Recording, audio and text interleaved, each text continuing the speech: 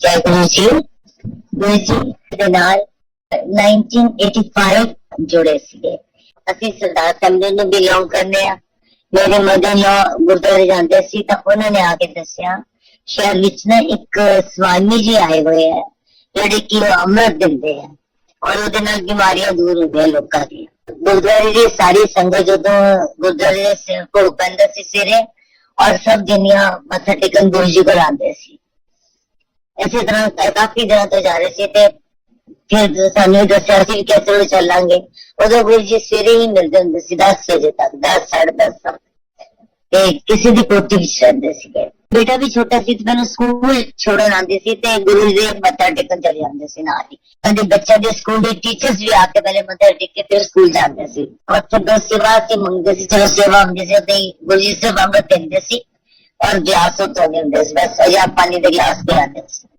गुरु जी ने बाह पकड़ी रखी।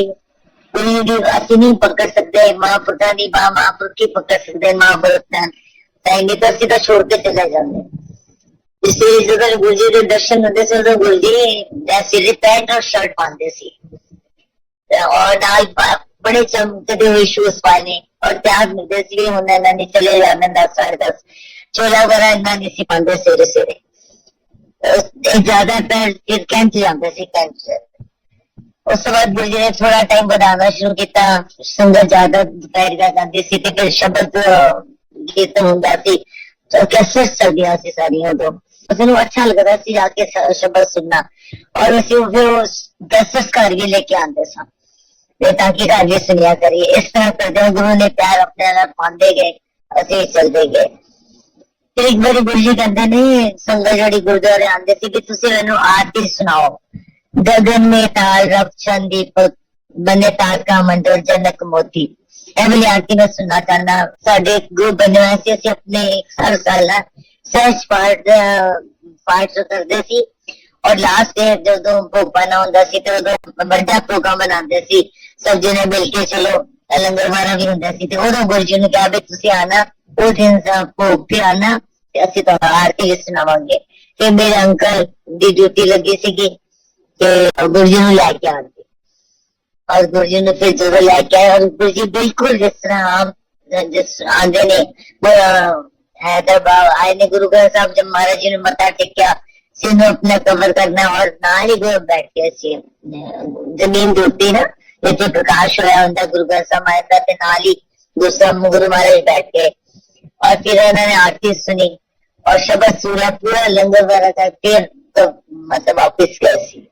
गुरु जी ने सबनों ही बहुत प्यार देता है। साड़ी नवी कोठी बन रही थी, मैं काफी दिन थोड़े दिन नहीं जा पाई गुरु जी को। कहते कि तो आई नहीं। मैं क्या जी गुरु जी लास्ट आ गया हूँ लेबर ज्यादा है इसलिए मैं थोड़ा फ्री नहीं हो पा रहे थे। गुरु जी ने ये मन किया कि तुझे जो भी जाना है मैंने पूछ के जाना किस दिन जाना है कदों पाठ रखाना है।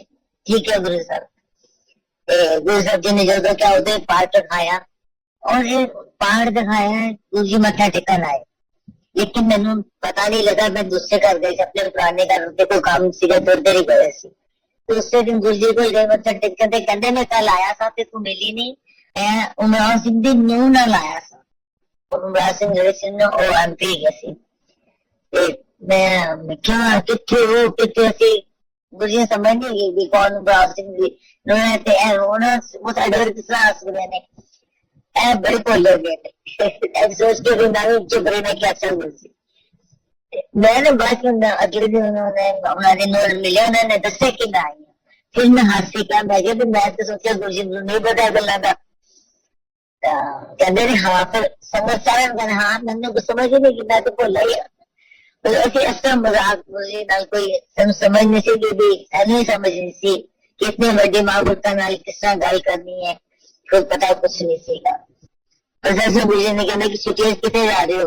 कहते जाओ हेमकुंट साहब हो दर्शन करो तेरा दिल कर रहा है बहुत जानते थे तुम हेमकुंट साहब हो गया।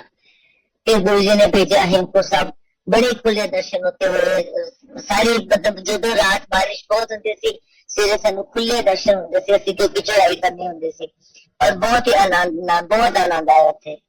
फिर उस तो बाद मेरी बेटी गुरु जी ने दी है। 81 ਦਾ ਬਹੁਤ ਸੀਗਾ ਤੇ गुरु जी ने क्या सिखाया कि मतलब मैं पाठ कर रही थी कि मैंने मेरे दो बेटे ने बड़े मैं उसी के घर हमने ऐसा से बेटी चाहिए। गुरु जी ने सारी संगत बोले जो कि देखो लोग के मुंडा मंगते ने मेरे को कुड़ी मंगन आई सी, देखो लोग के मुंडा मंगते ने मेरे को कुड़ी मंगी है। और मैंने समझ नहीं आ रही थी कि मैं गुरु जी को तो अरदास की है वैसे। और एक दिन कोई संगत नहीं थी कि ज्यादा गुरु जी से ਲੈ ਗਈ ਸੀ ਸ਼ਾਮ ਨੂੰ, ਕਿਉਂਕਿ ਅਸੀਂ ਜਿਸ ਟਾਈਮ ਮਰਜ਼ੀ ਚਲੇ ਜਾਂਦੇ ਸੀ ਗੁਰੂ ਜੀ ਦੇ ਮੰਦਰ ਮੱਥਾ ਟੇਕਣ, ਕੋਈ ਮਨਾਈ ਨਹੀਂ ਸੀਗੀ, ਨਹੀਂ ਆਣਾ ਸਵੇਰੇ ਸ਼ਾਮ ਦੁਪਹਿਰੀ ਜਿਸ ਟਾਈਮ ਮਰਜ਼ੀ।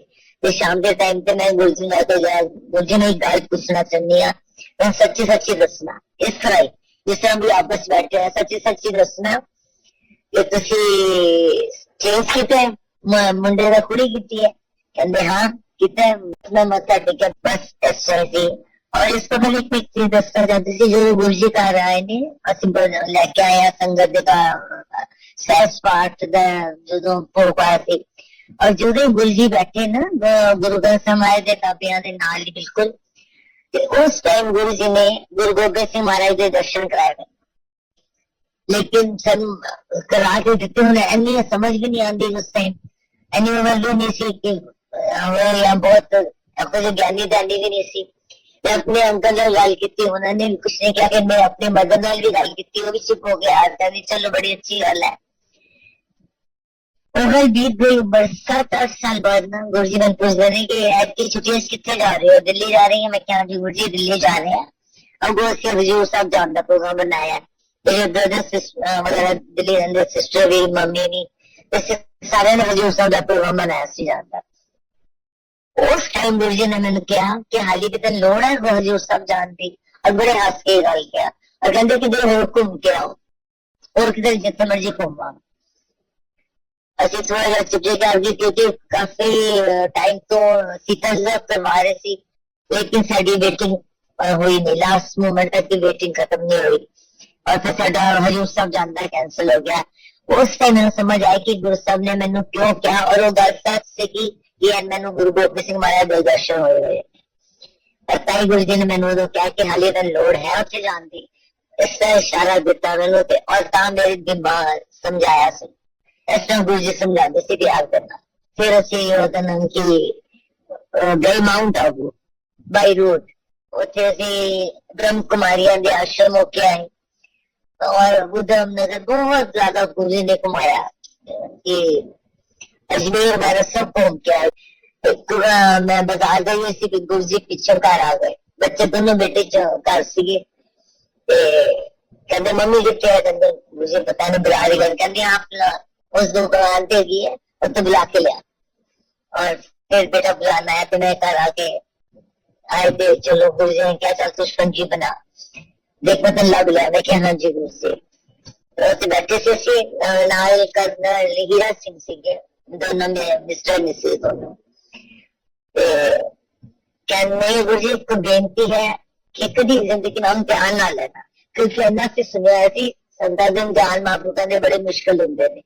ते मैं क्या हुण ते बड़े प्यार नाल गल कर रहे, फटाफट गल कर ही लईए कि साडे इम्तिहान ना लेना।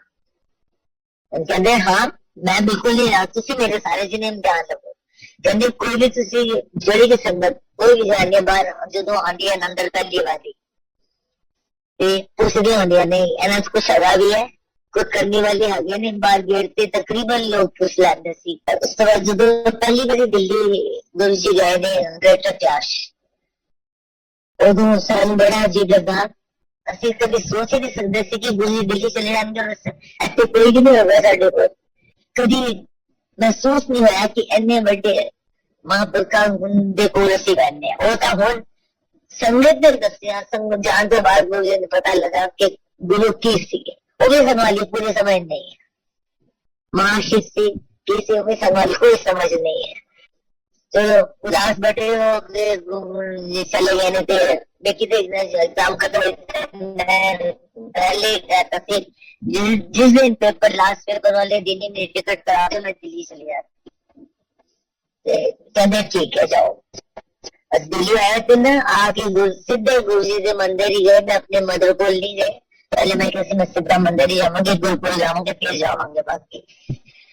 और थोड़े जे ना गुरु बदले बदले लगे, जिस तरह दिल्ली का माहौल सी यहाँ से थोड़े महसूस हो गए भी थोड़ी चुप नहीं है। और पता नहीं ऐसे बदल ही गए ने, यही लगे कि बदल गए ने, सर शब्द पछाणते ही नहीं है ਅਸੀਂ ਤੇ। और मैं और मेरे सिस्टर से सीढ़ियां है ने 7-8 बेटर क्लास के मंदिर विच, ਅਸੀਂ दोनों मैं सीढ़ी ते बैठ के गया, मैं कि ਸਾਡੇ स्वामी जी बदल गए, ਅਸੀਂ उदों स्वामी जी कहते सन। मैं क्या दिल्ली आके ना स्वामी जी बदल गए, बस दिल्ली दी हो गया, बस दिल्ली वाले दे विच हो गया मुझे। पता नहीं गुरु जी किधरों आए ने, अंदर बैठे से ऐसे तो आवाज देखते थे सा, बाहरों दे कित्थों आए ने। एक गले च मेरे गले च और दूसरे मेरे सिस्टर के गले हाथ आके कहंदे ने लो तुहाडे स्वामी जी आ गए ने, हुण बोलो ठीक हो। खुश, बड़े खुश होए कि गुरु जी ने उस तरह प्यार किया जिस तरह सानू मिलदा है। उस तो बाद गुरु जी थोड़े दिन रह के जलंधर वापस आ गए सी, ते फिर वो गल सी भी सब थोड़ी देर ले गए सी, कोई गल नहीं, हुण ते साडे नाल उस तरह ही है। इस मेरे बड़े बेटे दा सीगा 7 जुलाई सी बर्थडे मंदिर, गुरु जी का बर्थडे सेलिब्रेशन हो रही सी, मैं जैसे गए इन्ने रश सी ना, गुरु जी ने जो आज्ञा दी राती भी कहते मैंने आंटी जा तेन मैं पोता दिता, करोड़ा रुपया खर्च देंदी थे, बच्चा नहीं सी होना और मैं तुम देता है। गुरु जी ने अपने बर्थडे वाले दिन अन्य संगत भी याद रखा, ये उन्होंने वड्याई, ये साड़ी किस्मत सी, गुरु जी का ऐसा प्यार सानू मिलता रहा। उस तरह जो कोठी बनी थोड़ी देर बाद 3-4-5 साल बाद थोड़ा ऐसा हो गया कि कोठी बेचने हो गया सी थोड़ा, और कमेटियां कोठियां कुछ जलंधर सोया सी, लोगों ने कमेटियां बड़िया हो गई सी, उस पीछे साडे भी किसी ने पैसे साडे रिश्तेदार नहीं देने से, पर वो नहीं दे पाए, वो पता नहीं किस तरह करके तो सानू कोठी बेचनी पड़ी, वो पैसे देने गई। और मैं एक दिन सोचा कि चलो गुरु जी को जानने हैं, गुरु जी ने गल करनी है कि गुरु जी ने कोठी ना बेचिए, तो आप ही आए बोलो सर कोठी से 2-3 बारी। सोच के मैं जा रही थी, अंदर बस गेट लॉक करने लगा, फिर एकदम दिमाग से आया कि गैस चेक कर जाओ एक बारी, बस वही चेक करने दोबारा वापस आई है, बेल हुई है, मैं किस टाइम कौन आ गया, मैं तो गुरु जी वाल जाना सी, तो देखा गुरु जी आप आ गए, कहते कितने जा रही है जॉब शॉप करके, गुरु जी तो अड्डे वाली जा रही सर, कहने देख फिर मैं आ गया, तुम्हें याद कितना तू जा रही थी, तो मैं आ गया नाल। गुरु जी दे दूसरे ने बोलती सी, गुरु जी आके सीधा ना उन्होंने कोठी दिखाने लग पे, बाबा जी का कमरा है ऊपर है, जाके ऊपर बाबा जी का कमरा बने है, ऊपर रूम नहीं है, बेडरूम नहीं। मैंने बड़ा थोड़ा जा लगा, मैं गल कर जा रही कि असि बेचना नहीं चाहते, गुरु जी तो आप दिखा रहे ने भी तुसी लड्डो कोठी, चुप कर गए, फिर उसके अगे से कुछ नहीं बोल सकते थे, असि कुछ क्या भी नहीं, और गुरु जी ने अपने आप ही बहुत प्यार बहुत कुछ दिता, सन नहीं पता। और जिस दिन कोठी जिन्हें लगी उन्हें सरदार समझी सी, उन्हें आके बाबा जी साडे बाबा जी कमरा जड़ा बनिया सी उत्थे अरदास कीती कि कोठी मैं दिलवा दे।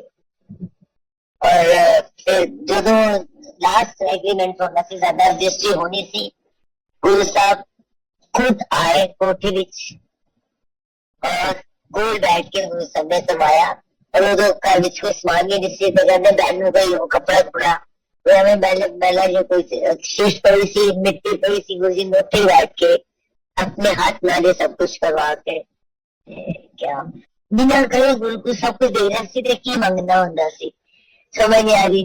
और बेटी सी, बेटी नु इन्ना प्यार गुरु जी ने दिता, इधर उत्थे जाके बस सीरत जो जाते सी पहले 2-2.5 साल दी सी, ते जपजी साहब दा पाठ गुरु जी ने सिखाना शुरू किया, और इन्ने बड़ी जल्दी मुझवानी नवाना, और गुरु जी ने कृपा दे नाल ही आया, और सारी संगत से बैठ के इन्हें सुनाना। और उस तो बाद गुरु जी ने कहना चल मुड़ तो मेरे को रह जा, कहती मैं नहीं तुहाडे कोल रहना, तुहाडे घर चावल नहीं बनते, मैं नहीं रहना, मैं चावल खाने, तो मैं नहीं तुहाडे कोल रहना, कहते नहीं नहीं चल मैं तेन चावल भी बना के खिलावांगा, तू रह ले, कहती ना रहना नहीं है तुहाडे कोल, रहना मैं अपने पापा कोल ही है। बस गुरु जी मेरा दिल करता है तुहाडे का, क्योंकि गुरु जी के सारे फुल्ली कारपेट हुंदा सी कि मैं हील पा के ना तुहाडे कारपेट ते चलना है, ते कहंदे चल है मोटो, मैं तैनूं मना नहीं करता, चल है।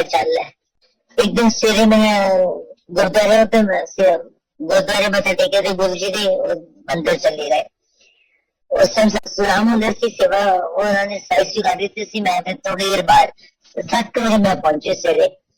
तो मुझे कहते चल आ गई है, ठीक है चल बर्तन साफ करते हैं, मैं तेन बर्तन खाली करके देना वा, तो बर्तन साफ कर दे। मैं कहा जी ठीक है। मैं किचन से गई तो मुझे पीछे आके फ्रिज और दूध वाला बर्तन गीला करना कुछ करना, सारे बर्तन बैठ के देख जा रहे थे। एक घंटे चल तू बर्तन कर तो मैं चाय बनाता हूँ। मैं कहा जी ठीक है ठीक है। एक अब मैं कर रही गुरु गया काम कर रहे हैं और उसी आराम में नाल कोई गल नहीं हो गया।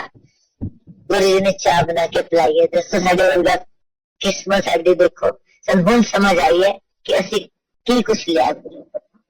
एक बार गुरु जी ने क्या कोई फंक्शन ते जाना सी, सानू नहीं पता कोई फंक्शन ते जाना सी। तो मैंने कहते ने अंकल की रोटी बना के दिया, बना के रखा, बेटी नु घर छोड़ा और सोने सोने कपड़े बांध के आ जाना तैयार हो गए किधर जाना है। बाई चांस साढ़े घर उस दिन को बच्चा ने टीचर ही आ गया तो उन्होंने चाय वगैरह बनाने में थोड़ा टाइम लगा।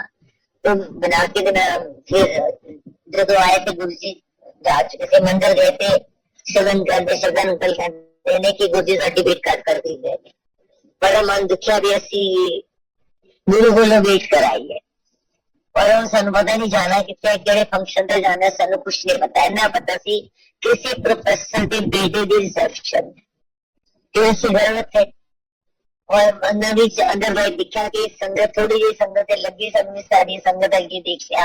उसके शादी है मुंडे मामूना ने फोन गए थोड़ी अगे होर गए तो दिखा गुरु जी ले गए सोते। गुरु जी मथा टेक्या, गुरु जी ने मुंह को मारा, जवाब नहीं दिता। गुरु जी को नाराज गलती साडी सी कि असी गुरु जी नूं वेट कराई।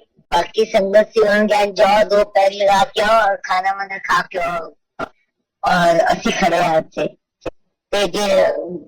एक और सीगे अंकल जैसी हो और कि चल तुसी घर चलो ते घर ना आलू बड़ियां बनाओ परौंठे बनाओ ते मैं आ रहा हूं संगत लेके आ रहा हूं, तुसी घर जाके बनाओ। तो उन्होंने फिर मैनू कहते भी तुसी मेरे नाल चलदे हो। मैं कहा हाँ चलो मैं थोड़े नाल चलदी, थोड़ी हेल्प हो जाएगी, चलो चलने हैं। अच्छा घर चले गए, पिछों गुरु जी आए, उत्थे संगत भी आई नाल, जेड़ी संगत उत्थे खाना खा के आए सी। गुरु जी ने उन्होंने सारे परौठे 2-2 परौठे पता नहीं कितना किस्सा दिते खुआया सब और सानू ने पूछा कह रहा नहीं तुम खा लो। असि चुप रहे, उनकी ये गलती हो चुकी हुई है। और गुरु जी देखो बाप किस तरह करते हैं, उसके सारे समझ थोड़े बैठा के चलो सब जिन्हें अपने अपने घर जाओ, मेरे बेटे का नाम लेके कहते चल भी तू मेरे पीछे गड्डी लेके आ। और असी फिर पीछे गड्डी लेके मंदिर गए। गुरु जी ने जाके ठंडा दूध कैपा कोला पा के बड़ा टाइट फुल के सन रख के पिलाया। कहते चलो भुख लगी होनी है, चलो मैं बना रहा तो पियो।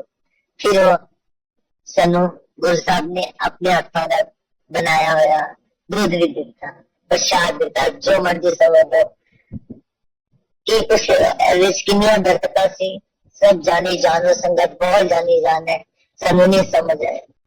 एक बार ये गुरु जी सिर घर आए कहते ने कि ऐसा है अंकल नु कहा तेनू ना कैंट छोड़ जाएंगे और उसके कीर्तन लगा अंकल ने आना है। कैंट चलाना सी किसी अंकल के घर कीर्तन सीगा, रागी सिंह ने आना सी, वही गुरु जी के वाकफ ही सी होगी। तो मैं क्या गुरु जी मैं नहीं जा सकती, मेरी बेटी ने स्कूल जाना है। मैं नहीं हंस मैं कहती गुरु जी मैं नहीं आना, मेरी बेटी ने स्कूल जाना है। मैंने उन्हें बढ़िया डीसी बनना है, चल चुप करके आ जा, कोई डीसी बनना उन्हें। और कहते चलो ऐसा मतलब ऐसी जवाब भी दे दें जैसे कोई बारी चलो कोई बात नहीं। वाकई बहुत सुना कीर्तन से और गुरु जी की कृपा तो बाहर कीर्तन से रास आना शुरू हो गया। जब गुरु जी ने कहा उस दिन के बाद कीर्तन से रास आना शुरू हो गया। एक सर्दियों के दिन से दिसंबर से शायद रात 11-12 बजे का टाइम सीगा। गुरु जी ने शरण अंकल और एक और किसी ड्राइवर को घर भेजा, कहना जाओ आंटी वाल हो के आओ। पहले तो खोले दरवाजा तो मैं क्या बिठाया उन्होंने और अंकल भी तो मैं क्या उठो भाई शरण अंकल आए ने नाल भोजन कर रहे हैं नाचो। तो उठ के मेरे हस्बैंड उठ के आ गए साथ, बस कॉफी वगैरह जो उन्होंने चाहते सी कॉफी वगैरह पीती, थोड़ी देर बैठे थोड़ी सत्संग किया, कुछ किया, पता नहीं क्या इम्तिहान सी की सी, शगन में जाके गुरु जी खुश हो गए। मैं बस इन्नी गल पता लगी, मैनू नहीं पता गुरु जी ने क्यों उन्होंने भेजा सी, की गुरु जानता है या शगन जान, सानू नहीं पता। असं तो भोले बाबा बस सानू जो जैसा गुरु जी हुक्म होंगे उससे अपने आप ही करते ने, अपने आप ही जवाब दे देते, सानू नहीं पता। एक दिन गुरु जी कहते मैनू 10 किन्ने संतां कोल हो के आएंगे, तो मेरे दिमाग च आया कि असं कितने कितने में गए, किन्ने संतां महापुरुषां दे दर्शन होए ने। वो कहता मैं क्या गुरु साहब ऐसा तो याद नहीं है, पर जिन्हें पौड़ियां तुसी चढ़ाए उन्हें चढ़ गए, चलो ठीक है, तुम खुश हो तो कोई गल नहीं, हूं तो ठीक है। ये सारे जो है दिमाग च भी गुरु साहब भी अगो जवाब भी आपे पाते ने, असं नहीं पाते। एक दिन मेरे भाभी जलंधर आए सी, दिल्ली तो जलंधर आए सी, मैं उस दिन नहीं जाती, मंदिर नहीं गई सी, शामी मैं वापिस आ गई सी। गुरु जी ने इन्होंने भाभी छुट्टी दी सी विद्यालय, तो कहना भाभी जाने जा तेरे ननान ना रब के दर्शन नहीं होने। उन्होंने आके मेरे गल की, कहते गुरु जी इस तरह कह रहे सी, क्या उस रात थोड़ा बहुत डिस्टर्ब रहे, काफी डिस्टर्ब रहे कि एक जिंदगी की बड़ी बड़ी ख्वाहिश है कि गुरु के दर्शन हो जाए ताकि आवागमन तो मुक्ति मिले सानू। सानू इन्हों के समझने इन्नी को समझ सी कि दर्शन होने चाहिए ने, बहुत अच्छी गल होगी। इस जन्म से आके गुरु के दर्शन होने चाहिए, पर गुरु जी नहीं मना करते हैं। थोड़े दिन बाद ना राती लाइट गई सी, तो पंजाब च लाइट ही बहुत जाती सी, गुरु जी भी ना मंदिर के बाहर चटाइया के उत्ते बैठे हुए सी, गुरु साहब भी बैठे सी, होर भी संगत बैठे सी। तो मैं कहते जब तक दर्शन नहीं होने, मैं क्या गुस्सा कोई गल नहीं होने तो कोई गल नहीं जी, थोड़े दर्शन हो गए नहीं बस बहुत ने, इस तो ऊपर नहीं चाहिए कुछ नहीं। ये जवाब गुरु जी भी करवा सकते, साढ़े दिमाग से नहीं आता।